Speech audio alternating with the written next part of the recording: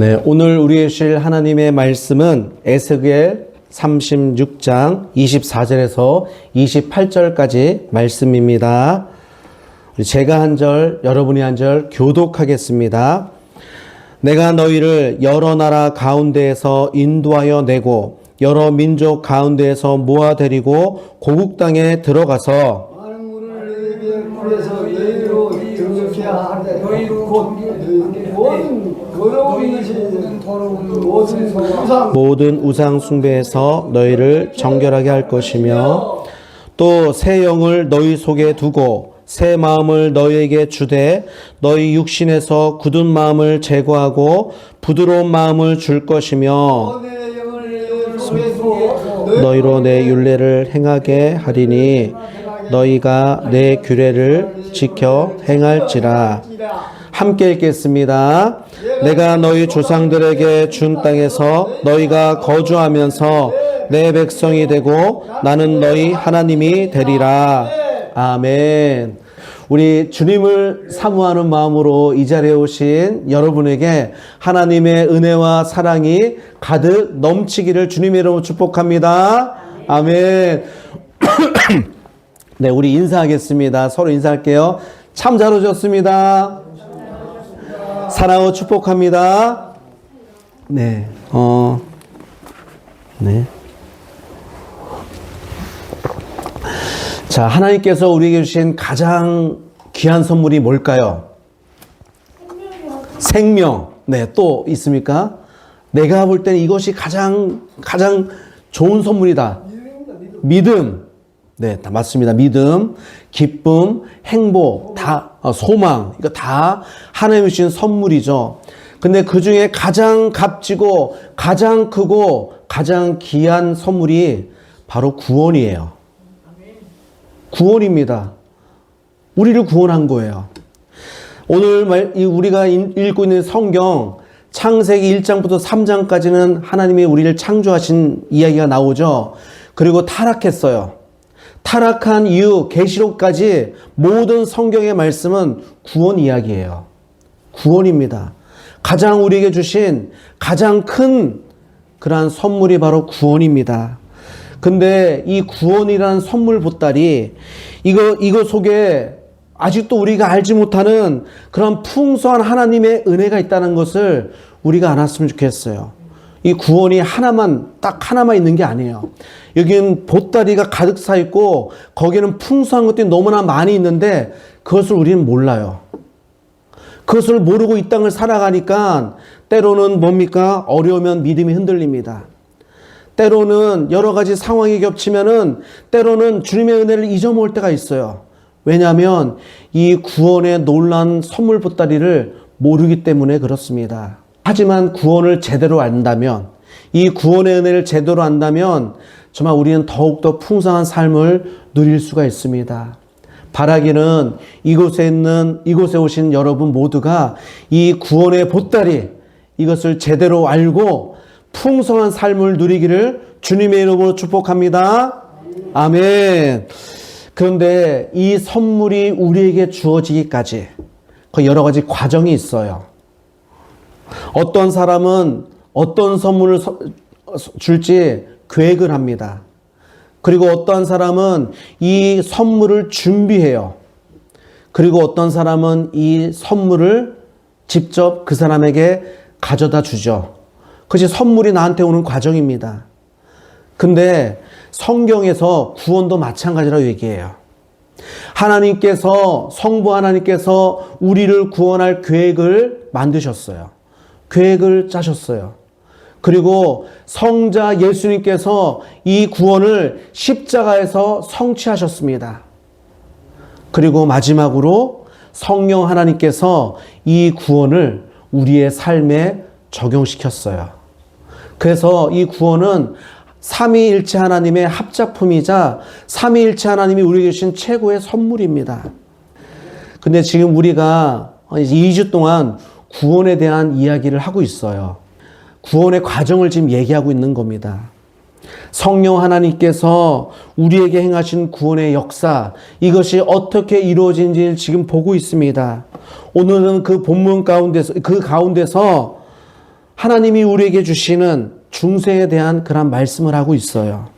지난 시간에 우리 기억하십니까? 무엇을 얘기했는지 기억하시나요? 그래요. 하루 전도 기억 못하는데 어찌 일주일 전 이야기를 기억하겠습니까? 다시 한번 복습하겠습니다. 하나님께서 우리를 택하시고 부르셨다고 하셨죠? 내가 너를 지명하여 불렀나니 너는 내 것이다. 이것이 하나님의 말씀입니다. 하나님이 그 백성을 잊지 않으십니다. 그리고 다시 부르십니다. 그리고 이스라엘 백성, 흩어졌던 이스라엘 백성들을 다시 모으시겠다고 그렇게 약속하셨습니다. 근데 여기서 한 가지 중요한 질문이 또 생기죠. 하나님이 부르시면 사람들이 모두 하나님께로 돌아오는 것일까요? 모두 돌아오나요? 성경을 보니까 그렇지 않더란 얘기예요.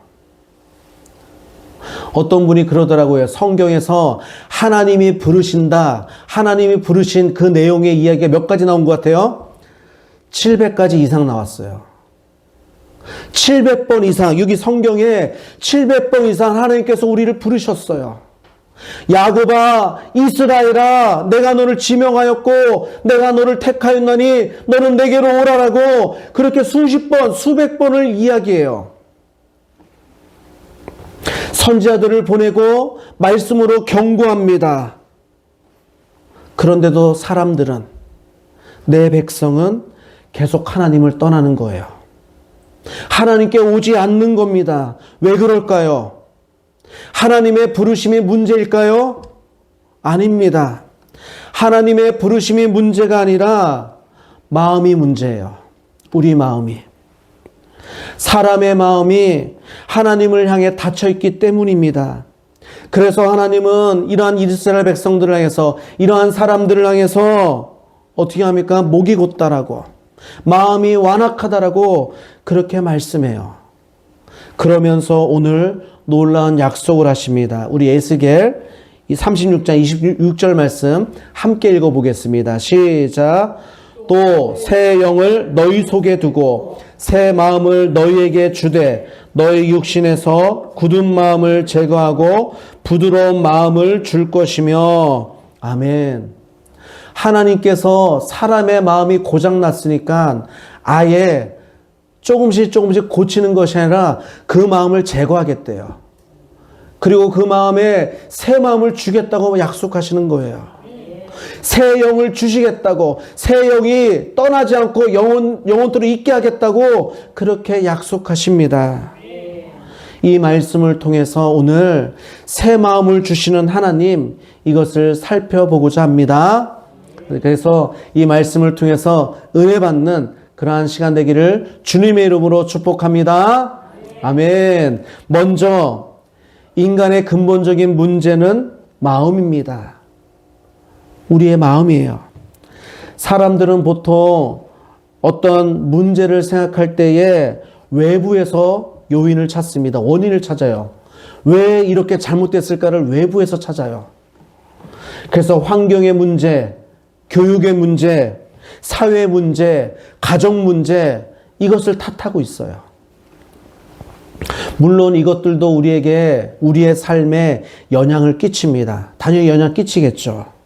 그러나 성경은 인간의 가장 근본적인 문제를 바로 마음에 두고 있어요. 예수님이 이렇게 말씀합니다. 우리 마태복음 15장 19절에서 20절 말씀 함께 읽어볼까요? 시작. 마음에서 나오는 것은 악한 생각과 살인과 간음과 음란과 도둑질과 거짓 증언과 비방이니 이런 것들이 사람을 더럽게 하는 것이요 씻지 않은 손으로 먹는 것은 사람을 더럽게 하지 못하느니라. 아멘.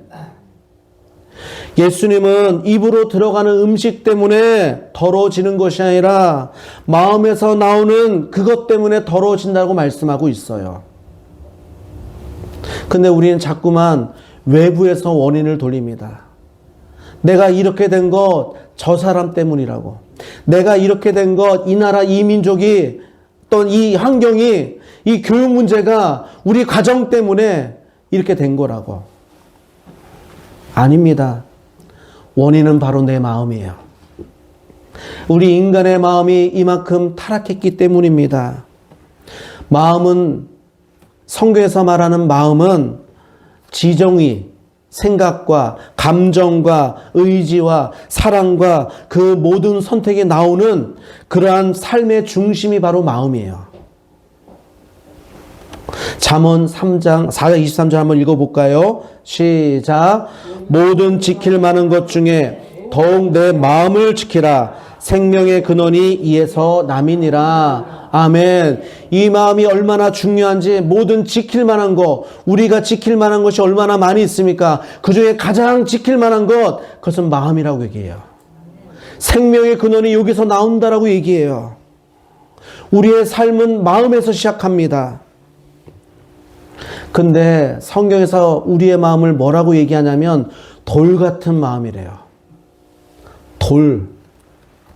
26절에 나오는 굳은 마음이 바로 돌 같은 마음이에요. 여러분, 돌 만져보셨습니까? 돌 어떻습니까? 단단하죠? 네. 돌 우선 만지면 차가워요. 차갑죠? 딱딱합니다. 그리고 어떠한 자극을 줘도 반응하지 않아요. 그것이 돌이잖아요. 아무리 망치로 때리고 송곳으로 찌른다 할지라도 돌이 아프다고 도망치지 않습니다. 돌은 그대로 있어요. 우리의 마음이 그렇다라는 거예요. 우리 마음이 돌 같은 마음이래요. 이것이 바로 하나님을 떠난 인간의 마음입니다. 사람이 하나님의 말씀을 들어도 마음이 움직이질 않아요. 이미 돌처럼 딱딱해졌기 때문입니다. 죄를 알지도 못하고 깨닫지도 못해요. 내가 이렇게 살아가고 있는 것, 이것이 죄인지도 모르고 그렇게 살아가고 있어요. 왜 그렇습니까? 돌처럼 딱딱해졌기 때문이에요. 하나님께 반응하지 않습니다. 아무리 찔러도, 아무리 불러도, 아무리 경고해도 반응하지 않아요. 여러분 한번 생각해 보십시오. 만약에 인간의 문제가 외부에서 왔다면, 교육의 문제, 환경의 문제, 아니면 어떤 다른 행동의 문제라고 생각한다면 고치면 되잖아요. 고친다고 됩니까? 안 되는 거예요. 우리의 모든 문제가 마음의 문제라면 이것은 이야기가 달라지는 겁니다. 왜 그렇습니까? 사람은 자기 마음을 스스로 바꿀 수가 없어요. 내 마음을 끄집어내서 버려버리고 다른 것을 내 마음속에 집어넣을 수가 없어요. 우린 로봇가 아니잖아요. 자동차로 얘기하면 엔진과 같은 건데, 자동차 엔진 뜯어내가지고 다시 새로운 엔진을 넣으면 되겠는데 우리 마음은 눈에 보이지가 않잖아요. 그럴 수가 없는 거예요. 우리 예레미야서 17장 9절 말씀 함께 읽어보겠습니다. 시작. 만물보다 거짓되고 심히 부패한 것은 마음이라 누가 능히 이를 알리요. 만물보다 심히 부패하고 거짓된 게 뭐라고요? 우리 마음이에요. 근데 이것을 아무도 알지 못해요. 내 마음이 썩었다는 것을, 내 마음이 부패했다는 걸 아무도 몰라요. 그저 남만 탓합니다. 그래서 하나님께서는 우리를 조금만 고치는 것이 아니라 완전히 새롭게 새 영을 두시고 새 마음을 주신다라고 약속하는 거예요. 아멘. 자, 두 번째, 하나님께서 새 영과 새 마음을 주십니다. 오늘 본문에 보면 아주 놀라운 말씀이 나와요. 한 단어가 계속 반복됩니다. 바로 내가예요. 내가. 하나님께서 말씀하십니다. 내가 너희를 여러 나라 가운데서 모으겠다라고. 내가 너를 여러 민족 가운데서 불러 모으겠다고 말씀합니다. 이쪽으로 데리고 와서 그 땅을 밟겠다고 말씀하세요. 내가 새 영을 너희 속에 두겠다. 내가 새 마음을 너에게 주겠다. 계속 반복되는 말씀이 내가예요. 구원의 주체는 사람이 아니라 하나님입니다. 특히 하나님은 이렇게 말씀합니다. 내가 육신에서 굳은 마음을 제거하고 살 같은 마음을 주겠다라고 말씀해요. 굳은 마음이 아까 제가 얘기했듯이 하나님을 거부하는 마음, 죄에 묶여있는 마음, 영적으로 죽어있는 마음이라면 살 같은 마음은 어떻습니까? 여러분, 살 만져보시죠. 살이 뭐예요? 이거 살이 이 살. 살 어때요? 저는 지금 손이 좀 차가워서 차갑지만 보통 살은 만지면 따뜻하잖아요. 따뜻해요. 그리고 부드럽습니다. 그리고 자극에 반응해요. 바늘로 찌르면 아야 하잖아요. 그렇지 않습니까? 살을 바늘로 찌르는데 아프지 않으면 그것은 문제가 있는 거예요. 병원에 가보셔야 돼요. 반응을 해요. 하나님께서 주시는 마음은 살 같아서 하나님을 사랑하는 마음을 주시고 하나님의 그 말씀에 반응하는 그러한 마음, 하나님의 말씀을 듣고 그 말씀에 순종하고자 하는 마음, 또한 말씀을 듣고서 내가 죄인이었음을 고백하는 마음을 주신다는 얘기예요. 이것을 좀 어려운 용어로 중생이라고 얘기합니다. 중생. 우리 지지난 시간에 거듭남 얘기했잖아요. 거듭남 얘기예요. 거듭남. 중생. 그리고 피조물, 새로운 피조물. 이 뜻입니다. 하나님께서 아예 새로운 피조물로 만들어 주시겠다고 말씀하는 거예요. 우리 디도서 3장 5절 말씀 함께 읽어보겠습니다. 시작. 우리를 구원하시되 우리가 행한 바 의로운 행위대로 말미암지 아니하고 오직 그의 긍휼하심을 따라 중생의 씻음과 성령의 새롭게 하심으로 하셨나니. 아멘. 우리를 구원하시되 우리의 행한 바 그 착한 일 그걸로 구원한 것이 아니라 중생의 씻음과 성령의 새롭게 하심으로 하셨다라고 말씀해요. 오늘 말씀이 그겁니다. 내가 내 영을 너희에게 두고 너희 굳은 마음을 제거해서 새 마음을 주겠다. 살 같은 마음을 주겠다. 이것이 바로 이겁니다. 바로 중생이에요. 우리가 하나님을 믿게 된 것 우리가 원해서가 아니에요. 우리가 원해서 하나님을 믿는 것이 아니라 하나님이 먼저 우리 안에 성령이 역사하셔서 우리가 믿게 된 거예요. 우리가 하나님을 사랑하게 된 것도 마찬가지입니다. 먼저 하나님이 우리를 사랑하셨기 때문에 우리가 사랑한 거예요. 이것을 좀 더 이해하기 쉽게 예화를 든다면 돌감람 나무 이야기입니다. 돌감람 나무 아시죠? 돌감람 나무에는 뭐가 열릴까요? 열매가? 돌감람 열매만 열리죠. 그래서 돌감람 나무예요. 그런데 그 나무 가지를 베어다가 참감람 나무에 접붙이면 어떻게 될까요? 참감람 나무 열매가 열리는 거예요. 겉모습은 돌감람 나무 가지인데 그것을 참감람 나무 그 나무에 접붙이니까 참감람 나무에서 나오는 그 생명이 이 가지를 통해서 뭐예요? 열매를 맺는 거예요. 이것이 바로 중생의 의미입니다. 우리는 본래 돌감람 나무 같은 존재예요. 아무리 착한 일을 많이 하고 아무리 선행을 쌓고 아무리 노력을 해도 우리한테 열리는 건 뭐예요? 돌감람 나무예요. 돌감람 열매예요. 죄밖에는 없어요. 죄의 열매만 나오는 거예요. 아무리 노력해도. 그런데 중생은 뭐냐면 이랬던 우리에게 새 영이 들어와서 이제부터는 뭘 열 수 있는 거예요? 참 감람나무. 참 열매, 거룩의 열매를 맺을 수 있게 하신 거예요. 그것이 바로 하나님의 역사입니다. 그것이 바로 성령님의 역사입니다. 이 생명이 우리 안에서 역사함으로 우리의 삶을 변화시키고 우리가 점점 더 거룩의 열매를 맺도록 인도하는 것, 이것이 바로 중생의 의미입니다. 그래서 하나님은 우리의 행동을 조금씩 고치는 것이 아니라 우리 속에 새 영을 주시는 거예요. 생명의 씨앗을 주셨어요. 그 씨앗이 자라나서 열매를 맺게 하신 겁니다. 우리를 새롭게 하시는 분 누구라고요? 성령 하나님이에요. 그렇다면 우리에게 새 마음을 주신 후에 우리의 삶은 어떻게 될까요? 우리 3번 한번 읽어볼까요? 3번 성령이 우리를 새로운 삶으로 인도하십니다. 이제부터는 성령 하나님이 우리를 새로운 삶으로 인도하는 거예요. 하나님은 단지 새 마음만 주신 것이 아니에요. 그것으로 끝내는 것이 아닙니다. 하나님은 영원토록 우리에게 성령님을 주셨어요. 이 성령님이 떠나지 않고 우리를 변화시키고 우리를 하나님의 말씀에 반응하도록, 그리고 거룩의 열매를 맺도록 그렇게 하신다라고 약속하신 겁니다.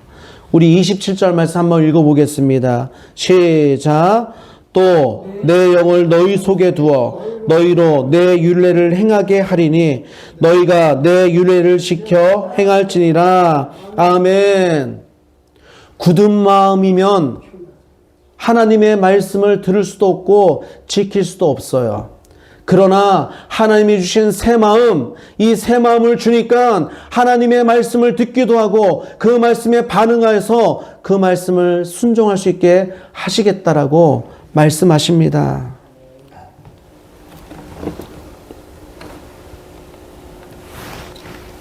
하나님은 우리를 그냥 변화되라고, 삶이 제발 좀 변하라고 그렇게 명령만 하신 분이 아니에요. 우리가 변화될 수 있도록 성령님을 주신 분이에요. 그래서 성령님이 우리 안에 오시면 삶이 변하기 시작하는 겁니다. 중생은 단순한 감정의 변화가 아니에요. 어떤 사람은 중생은 어떻게 보면은 무의식 중에 오는 거예요. 내가 의식해서 중생되는 거 아닙니다. 바람이 어디서 와서 어디로 부는지 알지 못하듯이 중생이 그럴 수 있어요. 임신했을 때 저는 모르겠습니다. 제 아내한테 물어봤는데 임신한 줄을 몰랐대요. 임신한 줄을. 근데 어느 순간인가 느낌이 이상해서 가봤더니 임신입니다. 이거예요. 중생이 그렇다는 거예요. 나는 알 수 없어요. 그러나 그 흔적이 남습니다. 바람이 불면 어떻게 해요? 배가 지나가는 자리가 흔적이 남듯이 성령님을 통해서 우리가 중생하면 우리의 삶에 흔적이 남습니다. 생각하는 것, 말하는 것, 행동하는 것, 그리고 지정의가 바뀌는 것이 나타나는 거예요. 예전에는 죄를 지어도 그냥 죄인지도 모르고 그냥 아무렇지도 않았는데 어느 순간인가 죄를 지니까 자꾸 마음이 아파요. 마음이 막 찔리는 거예요. 이래서는 안 되는데 이런 마음이 왔다면 그것은 뭐예요? 성령님이 하시는 거예요. 예전에는 하나님에 대해서 관심이 없었어요. 성경에 대해서도 관심이 없었어요. 근데 어느 순간인가 하나님이 누굴까 관심이 가져지고 말씀이 좀 더 배우고 싶고 말씀을 더 듣고 싶고 그런다면 거기는 생명의 씨앗이 심겨진 거예요. 그것이 바로 중생입니다. 성령님이 우리 안에 계시기 때문에 하나님에 대해서 관심을 갖고 말씀에 대해서 좀 더 듣고 싶어하고 배우고 싶어하고 교회도 나오고 싶어지고, 그리고 세상 사람들보다는 교회 사람들 더 만나고 싶어지고. 제가 어렸을 때는 참 세상 사람들 많이 사귀었는데 이렇게 목회를 하다 보니까 세상 사람들이 다 끊겨졌어요. 세상 사람들이. 그리고 누구만 남아 있습니까? 이렇게 성도들만. 교회 다니는 사람들. 우리 교회가 아니라 다른 교회 다니는 사람들도 왠지 바라보면 왠지 기쁨이 없고 왠지 친근해지고. 왜 그렇습니까? 주님 안에서 하나 되었기 때문에 그래요. 한 형제, 한 자매이기 때문에 더 끌리는 거예요. 그래서 성경이 말하는 신앙생활, 믿음생활은 단순히 종교생활을 하는 것이 아니에요. 교회를 다니고 예배를 참석하고 종교적인 의무를 다하는 것, 다 지키는 것, 이것이 신앙이 아닙니다. 새 생명 받은 사람이 성령의 인도하심을 따라서 살아가는 삶, 그것이 바로 신앙생활입니다. 사랑하는 성도 여러분, 하나님이 우리에게 새 마음을 주셨다면 성령님은 지금도 우리 가운데서 역사하고 있습니다. 이것을 믿으시기 바랍니다. 우리의 생각을 변화시키고 우리의 마음을 움직이고 우리의 삶을 하나님께서 기뻐하시는 그런 방향으로 이끌어 가신다는 사실을 믿으시기 바랍니다. 그래서 성도의 삶은 완벽한 삶이 아니에요. 성도의 삶은 점점점 변화되어 가는 삶이에요. 생명의 씨앗이 이제 들어왔어요. 그것이 중생이에요. 아직 출생도 하지 않았어요. 우리 다음 주에 이제 회심에 대해서 말할 텐데, 회심해야 그때부터 출생이에요. 그 전까지는 엄마 뱃속에 있는 거예요. 임신 중인 거예요. 그래서 중생에 대해서 헷갈릴 수 있지만 중요한 사실, 하나님이 나를 사랑하셨고 하나님이 나를 부르셔서 하나님께서 나에게 생명의 씨앗, 중생을 주셨다는 사실, 이것을 우리가 기억했으면 좋겠습니다. 그리고 그 은혜에 감사하며 거룩의 열매를 맺어갈 수 있는 그러한 저와 여러분의 시기를 주님의 이름으로 축복합니다. 아멘. 우리 말씀을 정리해 보도록 하겠습니다. 오늘 말씀을 통해서 우리는 세 가지를 살펴보았어요. 첫째로, 인간의 가장 근본적인 문제는 마음입니다. 우리의 환경이나 우리의 형편이 아니라 하나님을 떠난 그 마음, 그것이 가장 큰 문제라는 사실이에요. 두 번째로, 하나님은 그 돌 같은 마음을 그대로 내버려 두지 않으셨어요. 그 돌 같은 마음을 제거하고 새 마음과 새 영을 우리에게 주셨습니다. 이것이 바로 하나님이 우리에게 주시는 중생의 은혜입니다. 또한 세 번째로, 하나님은 우리 안에 성령을 두심으로 새로운 삶을 살게 하십니다. 근데 여러분, 이 에스겔의 이 약속의 말씀, 이것이 약속으로 그친 것이 아니라 약속으로 끝나지 않았어요. 하나님은 이 약속을 예수 그리스도를 통해서 실제로 이루어 주셨습니다.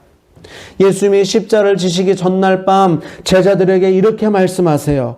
요한복음 14장 16절 17절 말씀 함께 읽어보겠습니다. 시작. 내가 아버지께 구하겠으니 그가 또 다른 보혜사를 너희에게 주사 영원토록 너희와 함께 있게 하리니 그는 진리의 영이라. 세상은 능히 그를 받지 못하나니 그를 보지도 못하고 알지도 못함이라. 그러나 너희는 그를 아나니 그는 너희와 함께 거하시며 또 너희 속에 계시게 했음이라. 아멘. 세상은 능히 성령을 받지 못해요. 성령을 받을 수도 없고 알지도 못합니다. 그러나 너희는 안다고 얘기해요. 왜냐? 너희와 함께 하겠다고. 너희 속에 계시겠다고 말씀하고 있어요. 예수 그리스도를 믿음으로 말미암아 우리 안에 성령님이 내주하고 계세요. 이 약속의 말씀이 그냥 말로만 그친 것이 아니라 예수 그리스도를 통해서 실제로 우리에게 이루어졌습니다. 그리고 영원토록 우리와 함께하고 계십니다. 내 영을 너희 속에 두겠다. 이 약속의 말씀이 예수 그리스도를 통해서 실제로 이루어지게 되었습니다. 아멘. 사랑하는 성도 여러분, 이 성령님이 지금도 우리 안에서 계셔서 역사하시고 우리의 마음을 새롭게 하시고 우리를 주님 닮아가는 그러한 삶으로 인도해 주신다는 사실을 잊지 않았으면 좋겠습니다. 여러분, 여러분의 마음은 지금 어떻습니까? 여러분의 마음을 한번 점검해 봤으면 좋겠어요. 아직도 하나님께 반응하지 않는 그러한 돌 같은 마음입니까? 아직도 하나님의 말씀에 반응하지 않는 그러한 굳은 마음이십니까? 아니면 하나님이 주신 그 새 마음을 가지고 그렇게 살아가고 있습니까? 하나님은 오늘도 우리에게 말씀하십니다. 내가 너희에게 새 마음을 주겠다. 내가 너희에게 내 영을 너희 속에 두겠다. 이렇게 말씀하세요. 이 약속의 말씀이 우리의 삶 가운데 날마다 이루어지기를 주님의 이름으로 축복합니다. 아멘.